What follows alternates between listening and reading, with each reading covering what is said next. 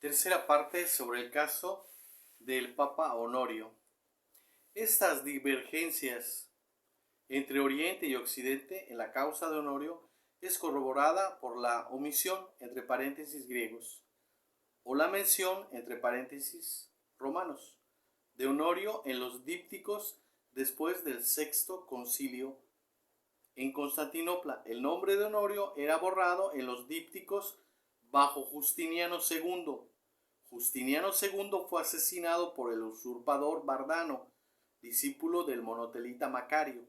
El monotelita Bardano hizo restablecer a Sergio y Honorio en los dípticos, pero al cabo de 2 años fue derrocado a su vez por el nuevo emperador Anastasio II, que elimina de nuevo a Sergio y Honorio en los dípticos, entre paréntesis, testimonio de un contemporáneo griego, el diácono Agatón de Constantinopla, epílogo 714, en Dumont, página 420. En Roma, por el contrario, el nombre de Honorio no fue jamás borrado en los dípticos, testimonio de Anastasio el bibliotecario, que vivía en Roma en el siglo IX, in Borunius, año 681. Esta cuestión de los dípticos tiene suma importancia, pues ser mencionado en los dípticos es una prueba de ortodoxia. Yo prometo no recitar durante los santos misterios los nombres de aquellos que se han separado de la comunidad de la Iglesia Católica. San Hormisdas Libellus Fidei, agosto 11 del año 515. Dado que Honorio continúa figurando en los dípticos en Roma, esto indica que jamás fue suprimido de la comunión de la Iglesia Católica. Dicho de otra manera, jamás la Iglesia de Roma ratificó, entre paréntesis, pretendida condena de Honorio, inventada por el falsario griego Teodoro y retomada por el cismático griego Focio.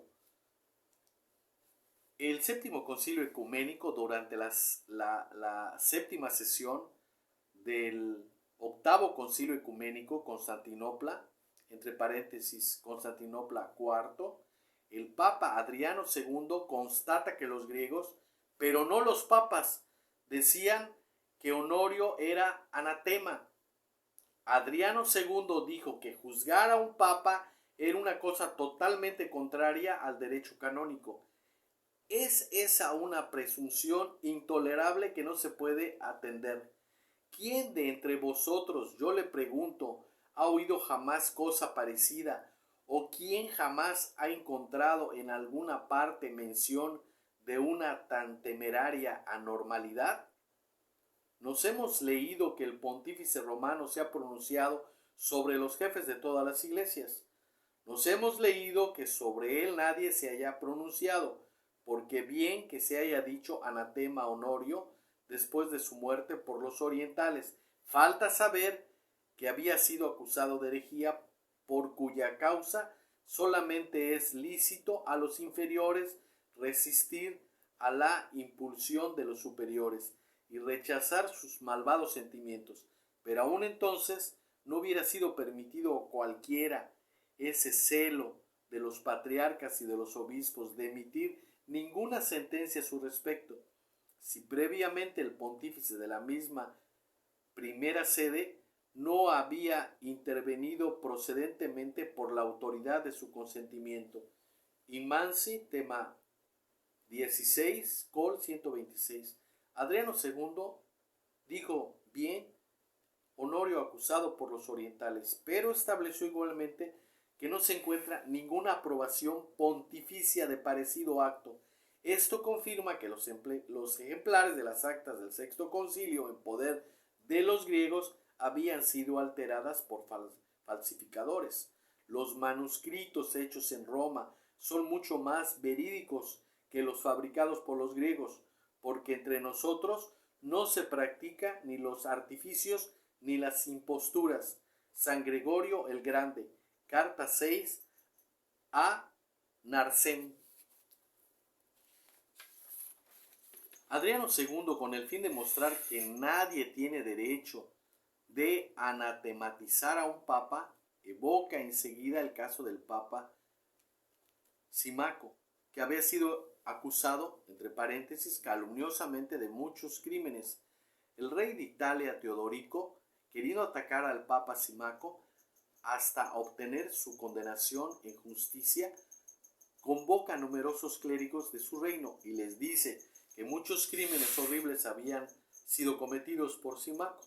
Les ordena reunirse en sínodo y constatar esto por un juicio. Los prelados se reunieron por deferencia hacia el rey, pero sabían que el primado del papa no permitía que fuera sometido al juicio de sus inferiores. ¿Qué hacer? ¿Juzgar a un papa en violación del derecho o bien incurrir en la cólera del rey, usando erguirse en juez? Al fin, estos prelados verdaderamente venerables, cuando vieron que no podían sin autorización pontificia alzar la mano contra la cabeza del papa, y cualquiera que fueran los actos del papa Símaco denunciados, reservaron todo el juicio de Dios. Siempre en vista de demostrar que es ilícito acusar y juzgar a un papa, Adriano II cita un ejemplo: la actitud de Juan, obispo de Antioquía. Este prelado había anatematizado a un obispo, pero había prohibido atacar al papa. Juan no había exilado en anatematizar al hereje Cirilo, obispo de Alejandría. Y sin embargo, este mismo Juan escribió una carta al papa San Celestino I, aprobada por el Concilio de Efeso, tercera sesión, que era ilícito juzgar a la sede de Roma, venerable por la antigüedad de su autoridad, si se diera licencia a aquellos que quieren maltratar por injurias a las sedes más antiguas, entre paréntesis, mejores, igual, más antiguas o más grandes, cierro paréntesis, y de emitir sentencia, entre paréntesis, contrariamente a las leyes y a los cánones, cierro paréntesis, contra ellas cuando no se tiene ningún poder, cuando no se tiene ningún poder contra estas sedes. Los asuntos de la Iglesia irán hasta la confusión extrema. Inman Sitema 16, col 126. El discurso de Adriano hizo efecto.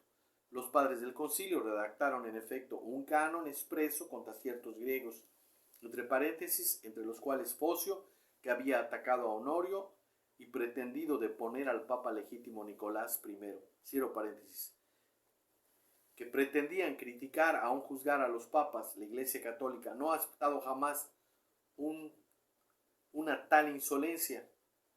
La, entre paréntesis, pretendida condena de Honorio fue expresamente criticada por Adriano II y los padres del octavo concilio.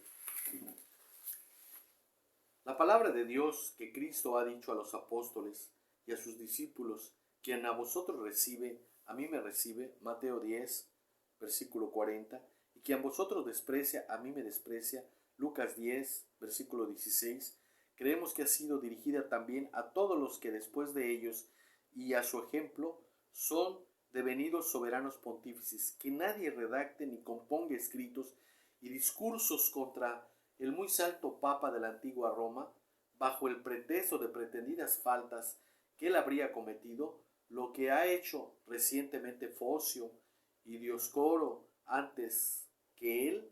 Cualquiera que tenga la audacia de injuriar por escrito o sin escrito la sede del príncipe de los apóstoles, Pedro, será condenado como ellos.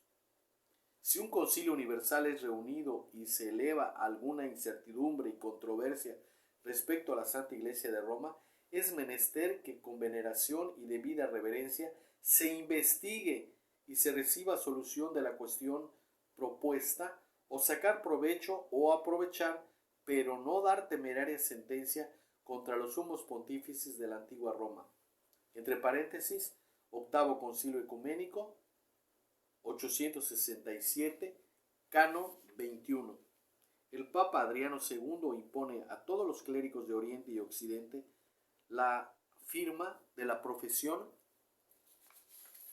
de la fe del Papa San Hormisdas, Honorio tuvo también su certificado de ortodoxia, pues esta profesión de fe dice que la promesa de Cristo es verificada en los hechos, pues la religión católica ha sido siempre guardada sin tacha de la sede apostólica. Ahora pasemos a un punto importante. Decisiones del Vaticano I favorables a Honorio. Desgraciadamente muchos conocen nada más la parte solemne del concilio cuando hace la declaración de la infalibilidad y no conocen el preámbulo, las actas, las declaraciones anteriores al dogma. Bueno, decisiones del Vaticano favorables a Honorio. Los padres del Vaticano establecieron una lista de buenos libros sobre los casos históricos de pretendidas caídas de papas. Capítulo 4.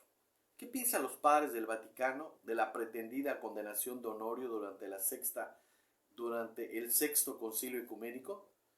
Esto puede deducirse de una alusión discreta pero firme. En el capítulo 4 de Pastor Eternus, los padres del Vaticano escriben que esta sede de Pedro permaneció pura de todo error y reenvían en nota a esto la carta del Papa Agatón, de San Agatón, al emperador aprobada por el sexto concilio ecuménico, en los esquemas preparatorios de Pastor Eternus.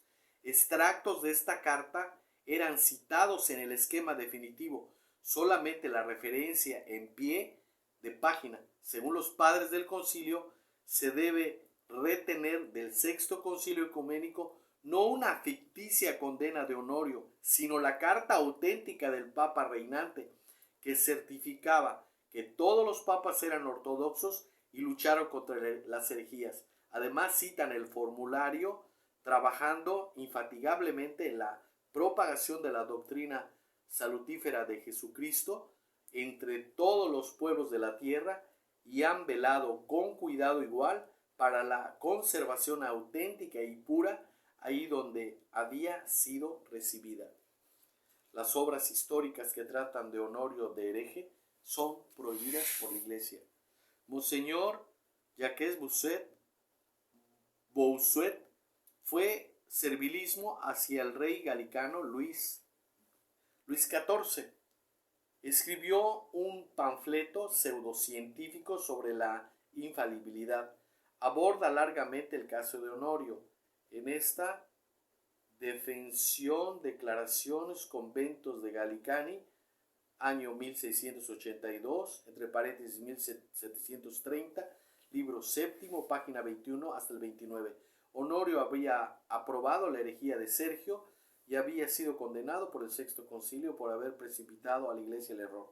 El Papa reinante evalúa poner este libro en el índex, pero se abstiene por razones políticas, entre paréntesis, para no indisponer a Luis XIV.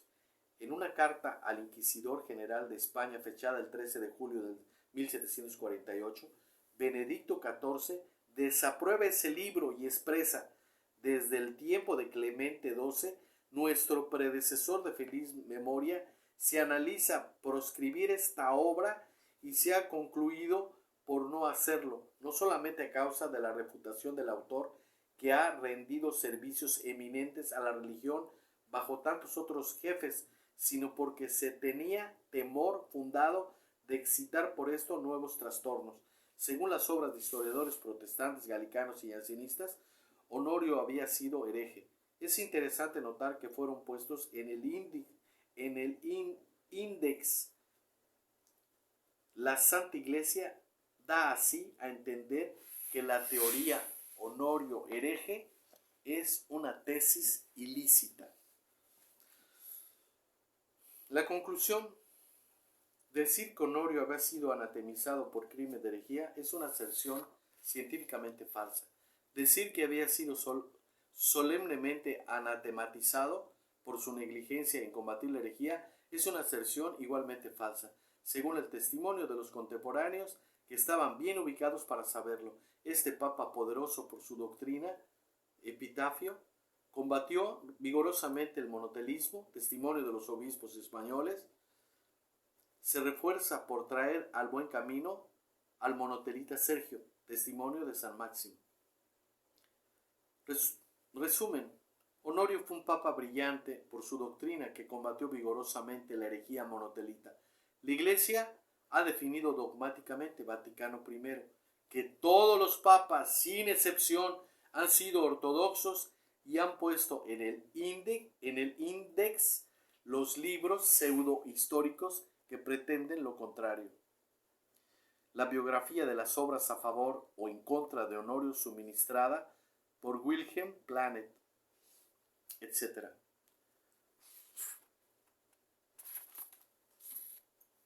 Aquí voy a leerles algo sobre lo que escribió el Papa León XIII. En 1878 reafirma la antigua creencia en su encíclica Sanctis Cunitum del 29 de junio de 1896. Jamás un pontífice romano se ha desviado de la fe. En su encíclica sobre el Espíritu Santo contiene un comentario memorable sobre el Evangelio de San Juan. El día del Pentecostés, el Espíritu Santo comienza a producir sus auxilios en el cuerpo místico de Cristo. Así realizaba la última promesa de Jesucristo a sus apóstoles relativa al envío del Espíritu Santo. Cuando este Espíritu de verdad venga, os enseñará toda la verdad. Juan 26:12.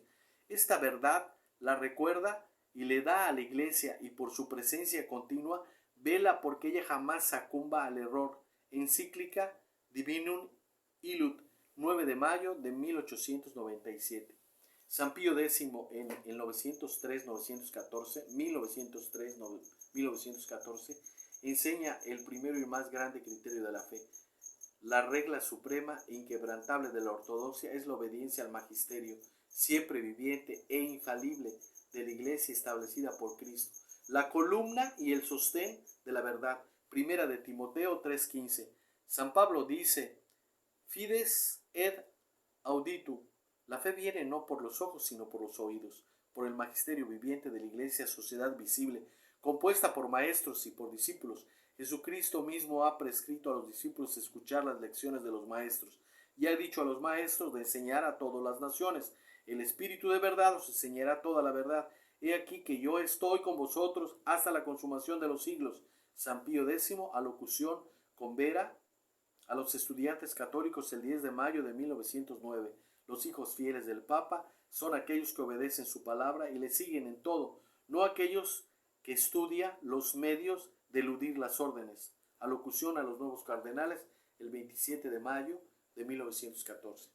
Infalibilidad pontificia. El Concilio Vaticano I enseña solemnemente que el Papa como tal está siempre libre de todo error doctrinal y su fe siempre indefectible. Constitución dogmática, pastor a eternos. Y se debe de creer con fe divina y católica todo lo que está contenido en la Sagrada Escritura y en la tradición, y todo lo que ha sido propuesto por la Iglesia como verdad divinamente revelada, sea por un juicio solemne, sea por su magisterio ordinario y universal. En el siguiente video, contextos bíblicos y repitiendo lo que dijo el Concilio Vaticano I y de las actas que fueron anteriores a la declaración solemne del dogma, las sesiones preparatorias que se realizaron para la declaración del dogma donde participaron los padres, lo que expresan y para que se pueda entender el contexto de la infalibilidad pontificia y no lo que dice Luis Román en su canal, lo que dice el Concilio Vaticano I, donde está claramente y obviamente la gente que quiere investigar, que investigue. Y lo que dice el Papa León XIII, que repite lo que dice el Concilio Vaticano I, que los papas son infalibles en su magisterio ordinario y extraordinario. Busquen la encíclica Sanctis Conitum del Papa León XIII. Ahí está la enseñanza del Papa. Y no lo que el nuevo magisterio de la nueva iglesia dice, que lo que la iglesia enseña, que el Papa solamente es infalible cuando hables cátedra. Esto es una gran mentira. Usemos un poco el sentido común. En el año 325 se realiza el Concilio de Nicea. 325 años de magisterio ordinario en que no se hizo ninguna declaración solemne. Entonces, todas esas verdades, toda esa enseñanza está propensa a ser falible, a que la iglesia pudiera errar. Y luego, después del 325, donde se establecieron los primeros 22 dogmas, y la iglesia tiene 44 dogmas, y pasan siglos para que la iglesia emita un dogma, la iglesia está expensa al error. Un teólogo de un canal de YouTube dijo que hay verdades definitivas y verdades no definitivas. Eso es una tontería. Dando a entender que las verdades definitivas son las verdades que se han definido dogmáticamente, que son 44. Y todas las demás verdades que están en la Biblia y que están en la tradición son susceptibles a ser error, a ser falsas. Es una estupidez. Yo no entiendo cómo se pueden decir que son teólogos. Lo mismo es sorprendente de Monseñor Schneider, que aunque tiene un doctorado de teología en patrística, él pueda decir que Honorio y Liberio fueron herejes y que por lo tanto los papas pueden ser herejes, cuando toda la enseñanza de la iglesia es que el que es hereje, cismático, está fuera de la iglesia. Eso es elemental para cualquier católico. El catecismo, el hereje está fuera de la iglesia. Los herejes, así lo enseña San Pablo, dice, apártense de los herejes. A la segunda amonestación, está fuera de la iglesia. Lo enseñó San Jerónimo, San Atanasio, San Agustín, Santo Tomás de Aquino. Por Dios, yo no tengo estudios. Yo surgí en mi niñez de una secta no católica. Y por sentido común, al ver doctrinas falsas, yo dije, esto no puede ser posible lo que enseñan. No puede ser que la iglesia verdadera de Cristo de repente surge en el siglo XVI y que todos esos siglos la iglesia de Cristo no haya existido. Cuando Él dijo, estaré todos los días con ustedes hasta la consumación de los siglos y este evangelio será predicado a toda la tierra habitada y entonces tendría el fin. Por lógica, y era yo un joven. Y entonces dije, ¿cuál es la iglesia cristiana más antigua? La iglesia católica. Y me convertí al catolicismo sin que nadie hiciera una labor de convencimiento a mi persona. No tengo estudios, ustedes ya se dieron cuenta de los errores que cometo, la lectura y todo eso. Pero como laico, he querido aprender la verdadera doctrina y el verdadero magisterio. Vayamos a las fuentes. No nos dejemos llevar si queremos. Ahora, mucha gente dirá, bueno, es que yo lo ignoro, no tengo culpa porque no lo sé. No. Cuando una persona se sube a un auto y no conoce el reglamento de tránsito y comete una infracción, el policía no le va a decir, bueno, pues lo justifico porque usted no conoce la ley de tránsito. No, está obligado. Y que el que es católico está obligado a conocer la doctrina, sobre todo la fundamental. Que Dios los bendiga, que tengan un buen día. En el nombre del Padre, del Hijo y del Espíritu Santo. Amén.